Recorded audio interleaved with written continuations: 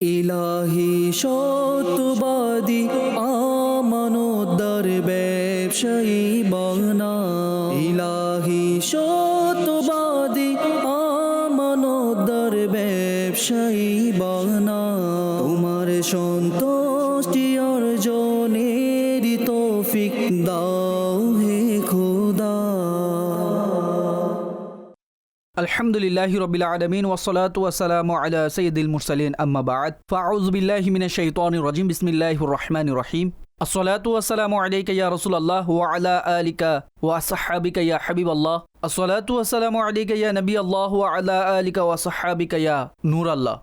নবী পাক সাল্লাল্লাহু তাআলা আলাইহি ওয়া আলিহি ওয়াসাল্লাম ইরশাদ করেছেন, যে ব্যক্তি বৃহস্পতিবার রাতে আমার উপর 100 বার দুরূদে পাক পাঠ করবে সে কখনো দরিদ্র হবে না। সল্লু আলাল হাবিব সাল্লাল্লাহু তাআলা আলা মুহাম্মদ সাল্লাল্লাহু আলাইহি ওয়াসাল্লাম সালাতান ওয়া সালামান আলাইকা ইয়া সাইয়্যিদি ইয়া রাসূলুল্লাহ। ব্যবসার বিধান অনুষ্ঠান আপনারা দেখছেন। উস্তাদুল উলামা হযরত আল্লামা মাওলানা মুফতি আবু মোহাম্মদ আলী আসগর আত্তারি সাহেব জিদা মজদুহু আমাদের অনুষ্ঠানে উপস্থিত আছেন। বিজনেস, ব্যবসা এবং লেনদেনের সম্পর্কে আপনাদের কল ও আপনাদের মেসেজের এই অনুষ্ঠানের মধ্যে বিশেষ করে উত্তর প্রদান করা হয়। সর্বপ্রথম হুজুর, আমি আপনার কাছে একটি প্রশ্ন জিজ্ঞাসা করব। ইসলামিক ফাইন্যান্স কোর্স করানোর সময় আপনি এক জায়গাতে বলেছিলেন যে ইসলাম এটা ফলাফলের পরিবর্তে পদ্ধতির উপর ফোকাস করে, এবং এর উদাহরণ আপনি সেই সময় এটা ইরশাদ করেছিলেন যে কোরআনে পাকে বলা হয়েছে ব্যবসা এবং সুদ উভয়টির যদি উদ্দেশ্য দেখা হয় তো আর্নিং হচ্ছে, ব্যবসা তো আর্নিং হচ্ছে, সুদেরও আর্নিং হচ্ছে। কিন্তু আমাদের ইসলামের পদ্ধতির দিকে অনেক বেশি ফোকাস দিয়েছে। ব্যবসার পদ্ধতি এটাকে হালাল করা হয়েছে এবং যেটা সুদের পদ্ধতি আছে এটাকে হারাম করা হয়েছে। তো আমি চাইবো যে আপনি এটাকে আরও আমাদের দর্শকদের জন্য বিস্তারিতভাবে বর্ণনা করুন। অনেক সময় মানুষ বলে যে কান এদিক থেকে ধরুন বা ওই দিক থেকে ধরুন, কানই তো ধরা হবে। 4 রাস্তার মোড় ঘুরে এদিক থেকে আসতে হবে, আবার এখান থেকে রং সাইডে গিয়ে ওইখানে আসতে হবে। তো কি বলবেন এই ব্যাপারে আপনি? বিসমিল্লাহির রহমানির রহিম। কোরআন ও হাদিসে এর অসংখ্য উদাহরণও রয়েছে। জি, আমাদের সমাজে প্রচলিত একটি উদাহরণের মাধ্যমে বিষয়টি সহজভাবে বোঝানোর চেষ্টা করছি। জি। অনেক কমিউনিটি এমন আছে যেখানে এটা বলা হয় মেয়ের পক্ষ থেকে যে আমরা বিয়ের বদলে এত টাকা নেব। ঠিক আছে। এভাবে টাকা নেয়া এটা ঘুষ। মেয়ে তো বিক্রি করা বস্তু নয়। তারা যে ডিমান্ড করে যে আমরা এত টাকা নিব এরপর মেয়ে দিব আর নেওয়া হয়, তো সেগুলো ঘুষ। এখন এই পদ্ধতি আরব অঞ্চলে বৈধ হিসেবে প্রচলিত আছে। সেখানে অনেক উচ্চ পরিমাণে মোহর নির্ধারণ করে স্বামীকে এই কথা বলা হয়। একটি পদ্ধতি হচ্ছে মোহরের মধ্যে সেই টাকা লিখে দেওয়া হবে। শরীয়ত মোহরকে মালিকানার কারণ স্বীকৃতি দিয়েছে, মোহরকে জায়েজ অধিকার বলা হয়েছে। এখন মোহর কম দিক বা বেশি দিক এতে কোনো বাধা নেই, সেটিকে জায়েজ বলা হবে। উপযুক্ত পরিমাণ নিয়ে কথা বলা যায়, উত্তম পরিমাণ নিয়ে কথা বলা যায়, কিন্তু হারামের কথা আসবে না। দ্বিতীয় যে পদ্ধতি আছে তাতে হারামের বিষয় রয়েছে। তো এইভাবে দুজনের উদ্দেশ্য এক, কিন্তু পদ্ধতি ভিন্ন হওয়ার কারণে ফলাফলের মধ্যে পার্থক্য চলে আসে। অর্থাৎ হুকুমের দিক থেকে ফলাফল, মানুষ দেখে থাকে বেনিফিটের দিক থেকে ফলাফল, তাই একই মনে হয়, কিন্তু শরীয়তের যে বিধান সেটি ভিন্ন ভিন্ন। সুবহানাল্লাহ। অর্থাৎ হুজুর, যদি এমন কোনো কাজ আছে মানুষের মনে হচ্ছে এটা একদম এভাবে হয়ে যাবে, অর্থাৎ চোখের পলকে এই বিষয়টি হয়ে যাবে, কিন্তু পবিত্র শরীয়তের পদ্ধতি মানুষের কষ্টসাধ্য মনে হয়, তাহলে কাজ ওইটাই করতে হবে যেটার দ্বীন ইসলামের নির্দেশ রয়েছে, যদিও বা কষ্টসাধ্য মনে হয়। রাস্তা আছে না, একটি রাস্তা আছে এমন উদাহরণস্বরূপ সেটা দিয়ে অতিক্রম করা কিছুটা কষ্টকর কিন্তু নিরাপদ। আরেকটি রাস্তা এমন আছে যেটা খুবই নিখুঁত, কিন্তু সেই রাস্তায় বিপদের আশঙ্কা আছে। দুনিয়াবী দৃষ্টিতেও একজন মানুষ সেখানে যাওয়াটা পছন্দ করবে না। সঠিক। সে কষ্টকর রাস্তা দিয়ে চলে যাবে, কিন্তু সে প্রাধান্য কাকে দিবে?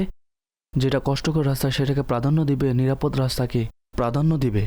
তো ব্যাপারটি শরীয়তের বিষয়াদির ক্ষেত্রেও, যে শরীয়ত সীমারেখা বর্ণনা করে দিয়েছেন, বিভিন্ন স্থানে কোরআনে পাকে বলা হয়েছে যে আল্লাহ তাআলা সীমারেখা নির্ধারণ করে দিয়েছেন।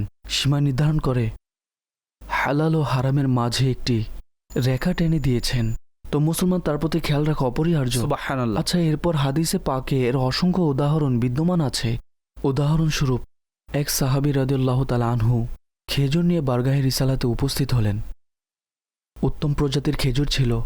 তো তিনি সাল্লাল্লাহু আলাইহি সাল্লাম তাকে জিজ্ঞাসা করলেন, তো আরজ করল যে আমার কাছে কিছু নিম্নমানের খেজুর ছিল, আমি সেই খেজুরগুলোর পরিবর্তে এই উৎকৃষ্ট খেজুরগুলো ক্রয় করলাম। ফলাফল কি, তার কাছে উত্তম খেজুর রয়েছে, কিন্তু সে যে পদ্ধতি অবলম্বন করেছে সেটি জায়েজ ছিল না। ঠিক আছে। খেজুরের বদলে খেজুরের লেনদেন, একই জাতের পণ্যের ক্রয় বিক্রয় এবং এর যে পরিমাণ আছে সেটিও পাওয়া যাচ্ছে তার মধ্যে, তো এখানে কম বেশি হতে পারবে না। তো প্রিয় আকা আলাইহিস সালাম ইরশাদ করেছেন যে উচিত ছিল তোমার খেজুর তার কাছে বিক্রয় করা। সঠিক। এখন তার কাছে যেগুলো নিম্নমানের খেজুর ছিল, উদাহরণস্বরূপ তিনি সে 2 দিরহামের বদলে বিক্রি করেছে এবং তার চেয়ে কম পরিমাণে 2 দিরহামের খেজুর ক্রয় করে নিল। তো এখানে 2টি ক্রয় বিক্রয় হয়েছে, 2টি ট্রানজ্যাকশন হয়েছে, কিন্তু ফলাফল কি অর্জন হলো? যা সেই সময় তার অর্জন হয়েছিল, উৎকৃষ্ট খেজুর তার কাছে ছিল, জায়েজ পদ্ধতির পরও একই ফলাফল অর্জন হলো, কিন্তু পদ্ধতি ভিন্ন হয়ে গেল। সঠিক। এইভাবে আরও অনেক উদাহরণ রয়েছে যেগুলো বর্ণনা করা যেতে পারে। মারহাবা, আল্লাহ পাক আমাদেরকে দিন ইসলামের নির্দেশিত পদ্ধতি অনুযায়ী চলার তৌফিক দান করুক। আসুন অগ্রসর হব আপনাদের কলের দিকে এবং প্রথম কল অনুষ্ঠানে যুক্ত করব। জি মুফতি সাহেব, এটা বলে দিন যে অনেক স্কুলে এটা প্রচলিত যে ছাত্র দেরিতে আসলে ফাইন, ড্রেস ময়লা হলে ফাইন, হোমওয়ার্ক না করলে ফাইন, এভাবে ফাইনের নামে টাকা নেওয়া হয়। তো এটা কি জায়েজ? এর শরঈ দিক নির্দেশনা দিয়ে দিন। জি ফিকে হানাফিতে এই ধরনের ফাইনের কোনো সুযোগ নেই। এটাকে পানিশমেন্ট ফাইন বলা হয়, যেটাকে জরিমানার টাকা বলে। তো জরিমানার টাকা তো জায়েজ নেই।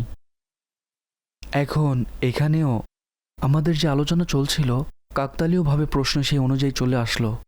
এখানেও আমাদের বিকল্প পদ্ধতি বলে দিচ্ছে, আরে কথায় কথায় যে ফাইন লাগাচ্ছে এটা তো কোনো পদ্ধতি নয়, এটা করা উচিত নয়। একটি বিষয় হলো, উদাহরণস্বরূপ স্কুল এটা মনে করে যে পেমেন্ট দেরিতে না হওয়া উচিত, এমন কিছু না হওয়া উচিত, তো তারা উদাহরণস্বরূপ 2000 টাকার ফি নেয়। তো এই স্কুলে এটা অ্যালার্ট করবে যে আমি আমার ফি 2500 টাকা নেব। 2500 টাকা ফি অ্যানাউন্স করে দিল। এখন একটু অফার লাগিয়ে দিন, যেই ছাত্র সময় মতো পেমেন্ট করবে তার জন্য 500 টাকা ডিসকাউন্ট দেওয়া হবে। বাহ। যেই ছাত্রের ছুটি হবে না সেও ডিসকাউন্ট পাবে, যে পানিশমেন্ট খাবে না সেও ডিসকাউন্ট পাবে। বাহ। তো এইভাবে ফলাফল সেটাই অর্জিত হচ্ছে, কিন্তু জায়েজ পদ্ধতিতে অর্জন হচ্ছে। চমৎকার, সুবহানাল্লাহ, মারহাবা। জি কেউ আমার থেকে টাকা ধার নিতে চায় এবং আমি জায়েজ পদ্ধতিতে তার থেকে লাভ নিতে চাই, তো এর কোনো শরঈ পদ্ধতি বলে দিন। দেখুন, এর জায়েজ পদ্ধতির জন্য একটু বিস্তারিত এভাবে লাগবে যে আপনি তার সাথে কোনো না কোনো ব্যবসায়িক লেনদেন করবেন। আমরা আপনাকে যে পদ্ধতি বলবো, তো সেই ব্যক্তি টাকা কোথায় ইনভেস্ট করতে চাচ্ছে, তিনি কি তার ইউটিলিটিস বের করবে, তিনি ঋণে আটকে গিয়েছে, তার বিদ্যুৎ বিল দিতে হবে, গ্যাস বিল দিতে হবে, সে কি এই কাজে ব্যয় করবে। তো পদ্ধতি কিছুটা কঠিন হবে। আর যদি তিনি কিছু ক্রয় করতে চায়, উদাহরণস্বরূপ সে কাপড়ের ব্যবসায়ী, কাপড় ক্রয় করবে, ফ্যাক্টরি মেশিন ক্রয় করবে, মাল ক্রয় করবে, তো পদ্ধতি খুবই সহজ। সেই ক্রয় বিক্রয় আপনি করে নিন, অথবা আপনি তাকে প্রতিনিধি বানিয়ে দিন, সে গিয়ে নিজে করে নিবে, আপনাকে এসে বিল দিয়ে দিবে, এত টাকা লেনদেন হয়েছে, আপনি সেটি মালিকানায় নিয়ে নিন। এরপর আপনি নিজের লাভ রেখে তাকে মাল বিক্রয় করে দিন। তো এইভাবে এটি একটি জায়েজ পদ্ধতি হবে। আর নির্দিষ্ট সময় যেটা নির্ধারণ করবেন ঋণের, সেই নির্দিষ্ট সময়ের মধ্যে পরিশোধ হয়ে যাবে। মারহাবা। এখানে আমি আরেকটি কথা বলবো। হুজুর, অনেক সময় এমন মনে হয় যে মানুষ মাসালা শ্রবণ করে, বুঝে, কিন্তু এভাবে বলুন যে যা বর্ণনা করা হয় তা পরিপূর্ণ, অর্থাৎ একদম সারাংশ পর্যন্ত, যেটাকে বলা হয় হেড টু টো পর্যন্ত বিষয়কে জেনে যাওয়া, বুঝে যাওয়া, এটা হয় না। তো আপনি কি ইরশাদ করবেন এই ধরনের আমাদের যে আর্থিক বিষয় আছে, লেনদেনের বিষয় আছে, এতে নিজ থেকে গিয়ে এভাবে বলা যে বল টু বল যেভাবে একজন মানুষের ব্যাপারে থাকে, তো এইভাবে করে সেটিকে বুঝে নেয়, তো এটা কি বেশি ইজি হবে? দেখুন, এই মানসিকতা থাকতে হবে যে কোনো কাজের 2টি স্টেপ থাকে। সঠিক। প্রথম হচ্ছে সেই পদ্ধতির জায়েজ বা না জায়েজ হওয়া। ঠিক আছে। পরবর্তী স্টেপ হলো উভয় পক্ষের সেই পদ্ধতির উপর আমল করা। ঠিক আছে। অনেক সময় জায়েজ পদ্ধতি 4 থেকে 5-এর চেয়েও বেশি হয়ে থাকে। ঠিক আছে। একটি পদ্ধতি তাদের জন্য কষ্টকর হয়ে থাকে, অপরটি সহজ হয়ে থাকে। সঠিক। তো আগে তো এই জায়েজ ও না জায়েজ সম্পর্কে তথ্য নিয়ে নিন। এরপর মিউচুয়াল আন্ডারস্ট্যান্ডিং, জায়েজের যে সীমারেখা আছে তার মধ্য থেকে করুন। মারহাবা। জি, কল দিন। মুফতি সাহেবের কাছে আমার প্রশ্ন হলো, ব্যাংকে চাকরি করা কি নাজায়েজ? ব্যাংকে যে কোনো ধরনের সার্ভিস প্রদানকারীর উপার্জনের ব্যাপারে হুকুম কি হবে, যেমন স্টেশনারি সাপ্লায়ার এবং ব্যাংকে সফটওয়্যার তৈরি করে দেওয়া, এ ব্যাপারে মুফতি সাহেবের কাছে প্রশ্ন। দেখুন, ডিপেন্ড করে সরাসরি সহায়তা কোথায় হচ্ছে আর পরোক্ষভাবে সহায়তা কোথায় হচ্ছে।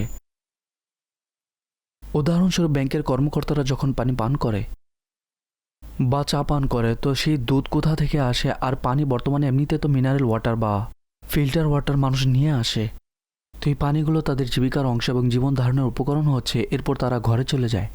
তো এই ব্যক্তি যারা ব্যাংকে বসে কাজ করে, তো তারা কোনো ডাক্তারের কাছে গিয়ে চিকিৎসাও করায়, তাহলে তো সেই ডাক্তারকেও ধরতে হবে যে ভাই কোনো চিকিৎসা করছো, তারা তো অমুক কাজ করে। এমনটা নয়, এটা দেখা হয় যে সরাসরি সহায়তা গুনাহের কাজে কোথায় হচ্ছে এবং কোথায় হচ্ছে না।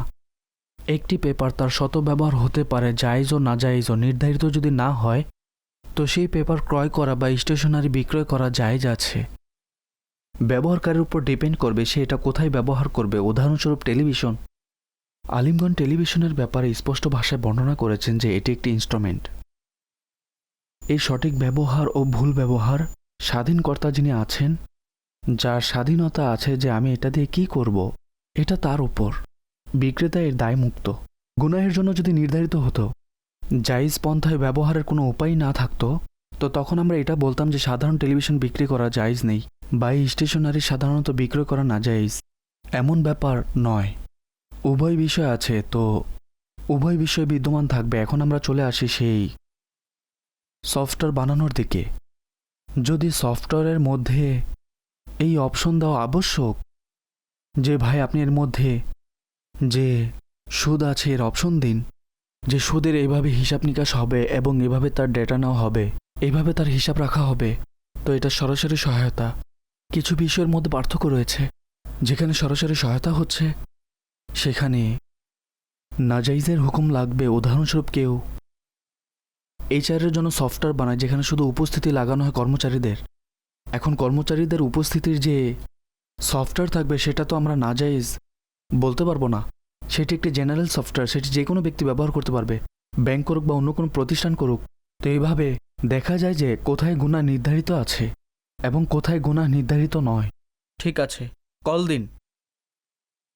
মুফতি সাহেবের কাছে আমার প্রশ্ন হলো, আমাদের গ্রামে একটি মসজিদ পূর্বে থেকে ছিল। এই মসজিদে জায়গা কম ছিল, তাই আমরা এই মসজিদকে শহীদ করে অন্য একটি জায়গা ক্রয় করেছি এবং মসজিদ নির্মাণ করেছি। আর পুরাতন যে মসজিদ ছিল সেটি রাস্তার পাশে। তো সেই মসজিদের জায়গাতে আমরা কি কিছু দোকান বানাতে পারবো, যার ভাড়া থেকে মসজিদের খরচ ইত্যাদি বের হবে? জি হুজুর।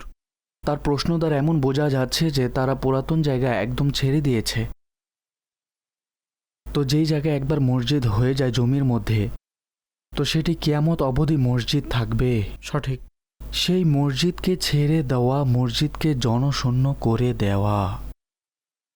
কোরআনুল কারিমে মসজিদকে আবাদকারী ব্যক্তিদের ফজিলত বর্ণনা করেছেন এবং মসজিদকে জনশূন্যকারীদের নিন্দা বর্ণনা করেছেন। তো তিনি একটি নতুন জায়গায় ক্রয় করে নতুন জায়গায় আবাদ করেছে। ঠিক আছে, সে আবাদ করেছে, কিন্তু সেটা আবাদ করতে গিয়ে এটা জনশূন্য হয়ে গেল। এটা কিভাবে জায়েজ হতে পারে?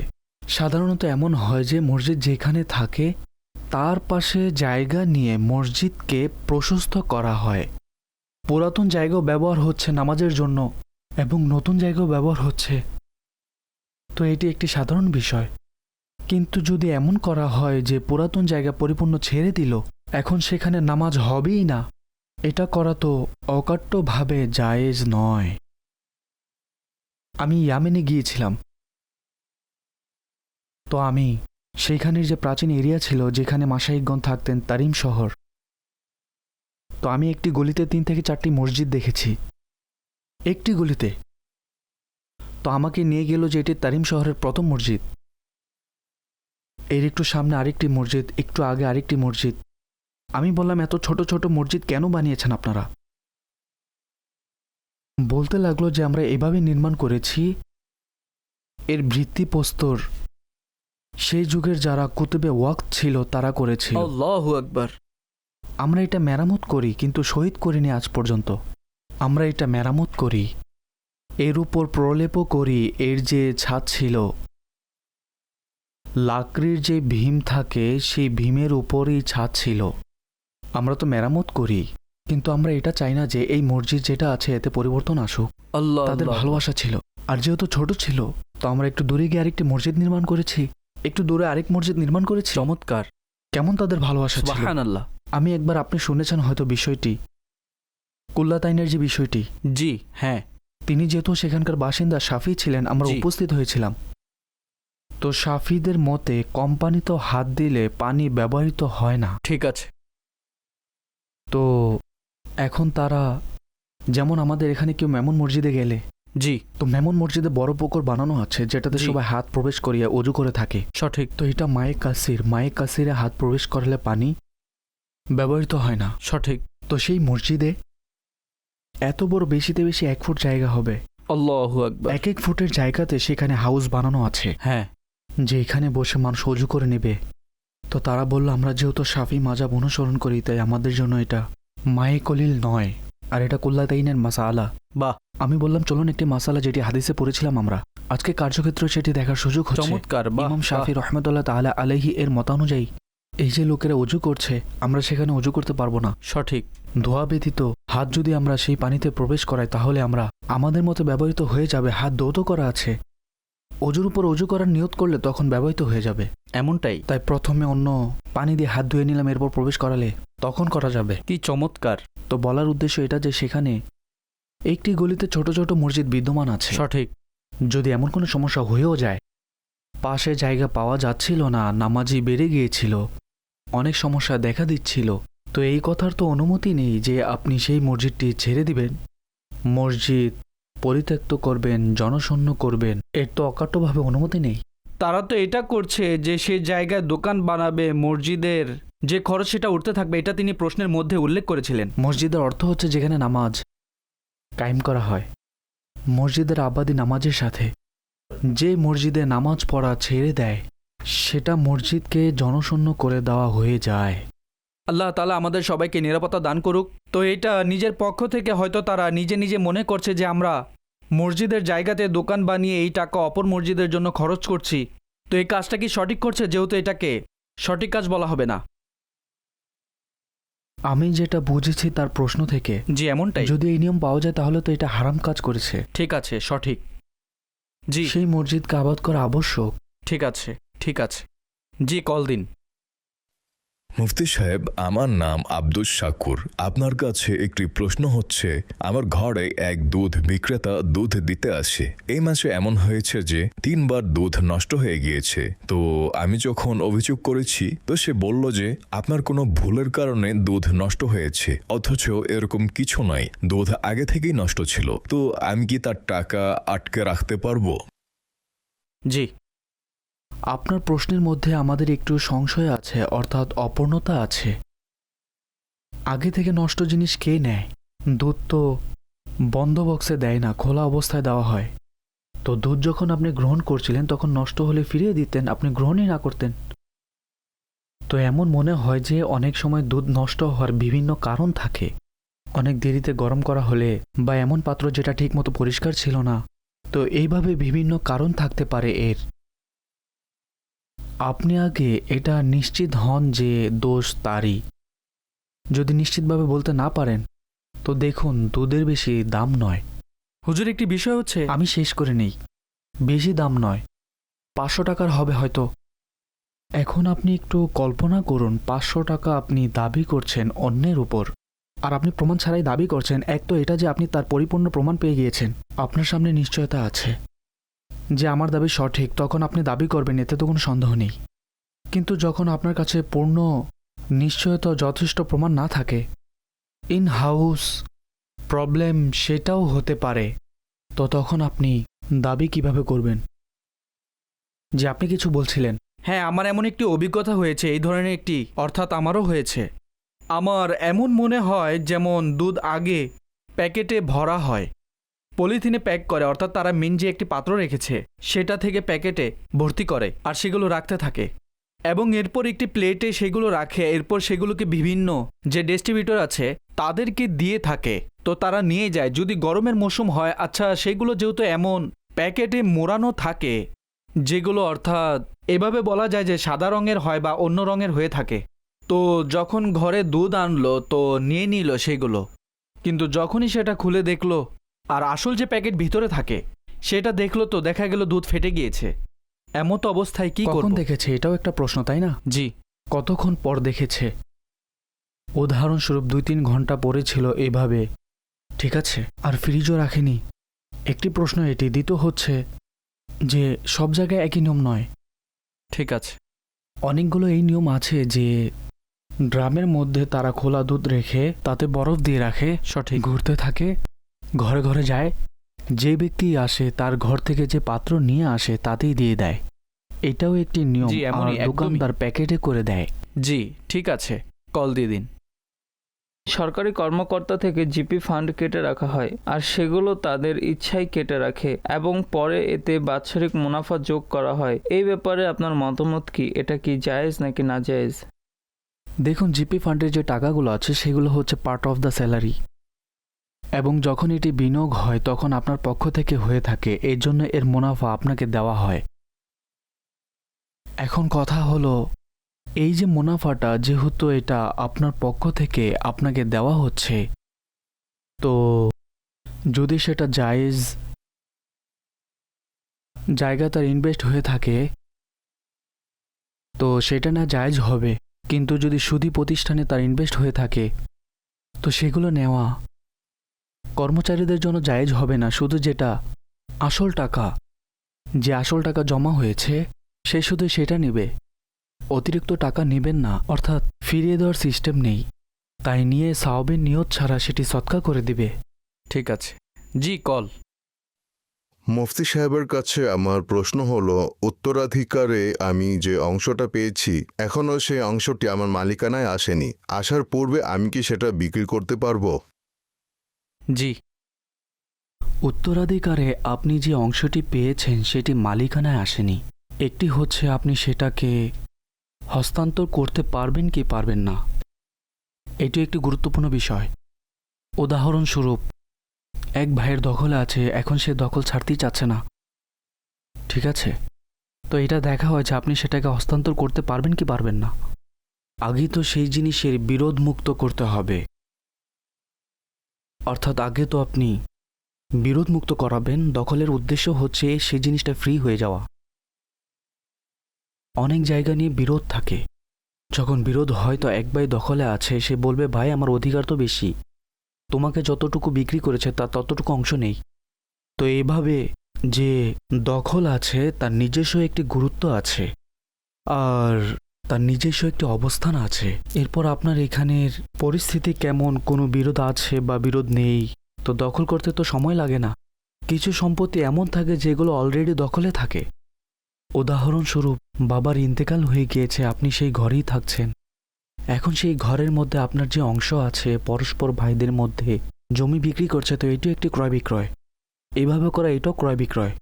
যেহেতু আগে থেকে আপনার দখলে আছে তো নতুন করে দখলের প্রয়োজন নেই। জি জি, কল। ব্যবসার বিধান অনুষ্ঠানে মুফতি সাহেবের কাছে আমার প্রশ্ন হলো, এখন যে ক্রিপ্টো ট্রেডিং আছে এটাকে গভর্নমেন্ট বৈধ সম্মতি দিয়েছেন, এখন এমতো অবস্থায় এটা করা কি জায়েজ হবে? দেখুন, এক তো আমাদের এখানে এই সমস্যা আছে যে দুনিয়াতে যে কোনো জায়গার কোনো ছবি চলে আসলে, কোনো নতুন জিনিস, সঙ্গে সঙ্গে প্রশ্ন শুরু হয়ে যায়, এটা ব্যবহার করা কেমন? ভাই এই বিষয়টা কি, কেন, কিভাবে? ঠিক আছে, হজের সময় আপনি দেখেছেন হয়তো সালমান ভাই, জি। নতুন এক ধরনের ছাতা চলে আসলো, এখন প্রশ্ন শুরু হয়ে গিয়েছে, কোনো নতুন জিনিস চলে আসলো, কোনো এহরাম আসলো, ঠিক আছে। তো অনেক সময় আমরা নিজে একটা বিষয়কে, সেটা অ্যাভেলেবেলই নয় মার্কেটের মধ্যে, আমরা জিজ্ঞাসা করছি এটা করতে পারবো, মার্কেটে অ্যাভেলেবেল তো হতে দিন, ফেসবুকে শুধু ছবি দেখেছে আর জিজ্ঞাসা করতে চলে আসছেন যে এটা করতে পারবো কিনা।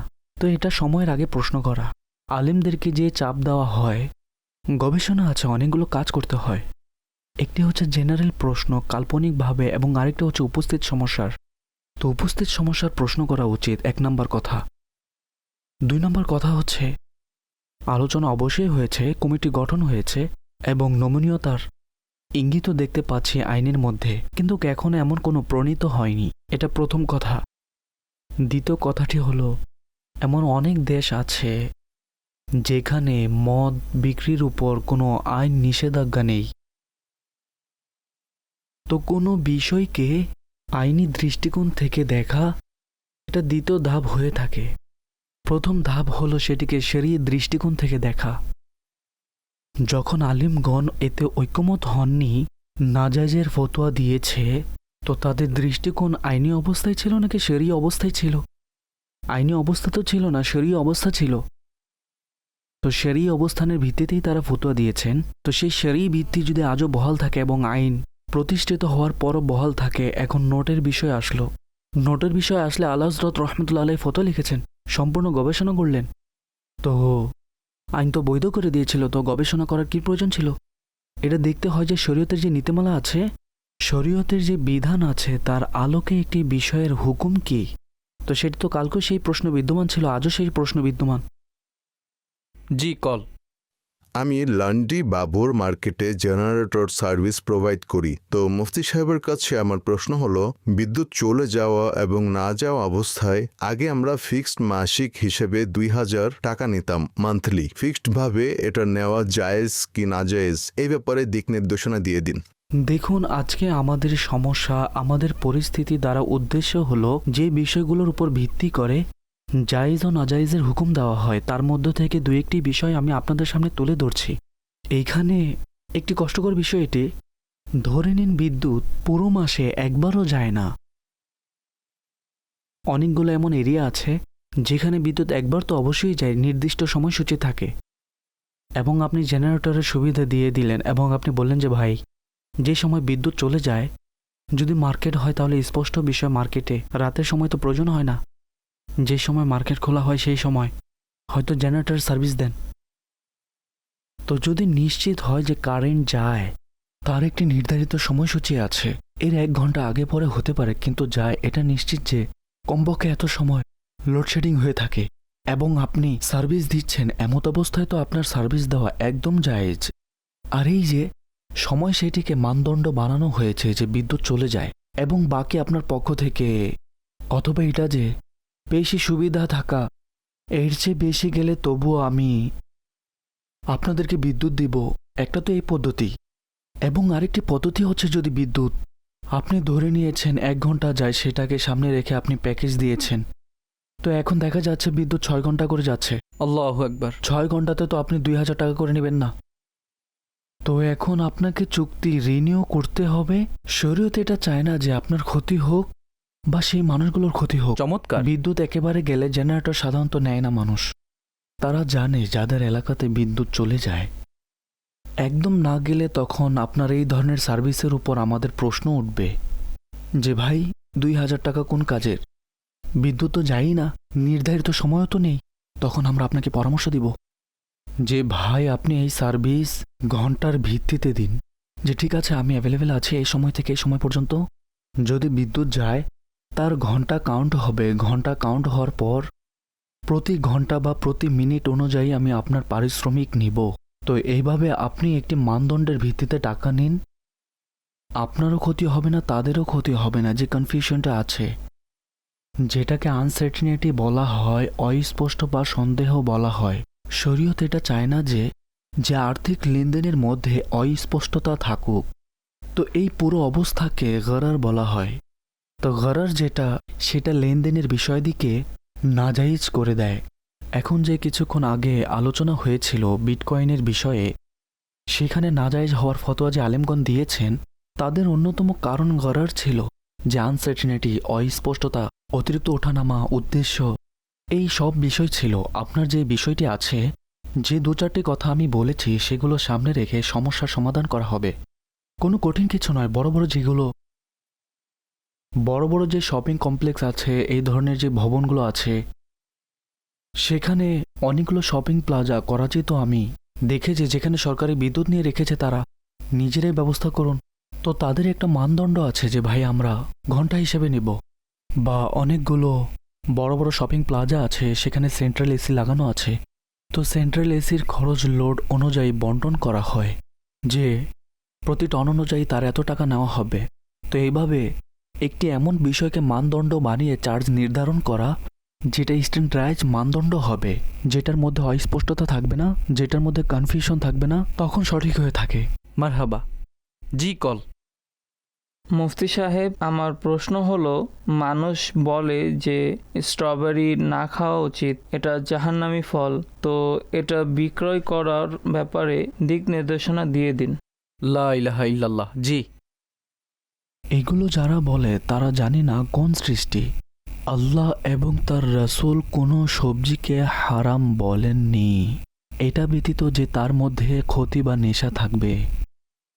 সবজি, উদ্ভিদ, ফল কোনো কিছুই হারাম নয়, নিজস্বভাবে হারাম নয়।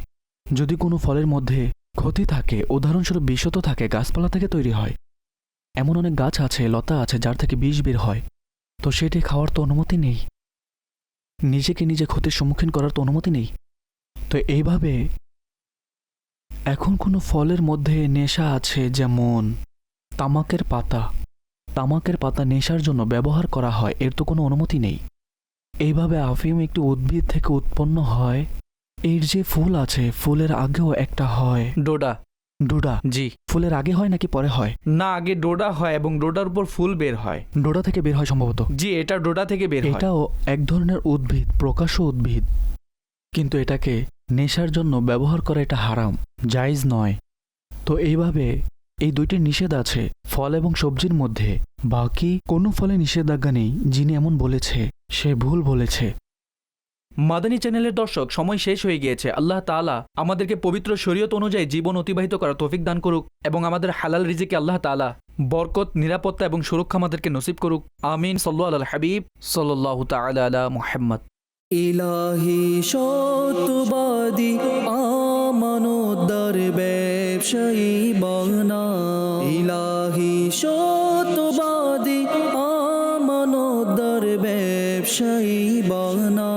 তোমার সন্তুষ্টি অর্জনের তৌফিক দাও হে খোদা।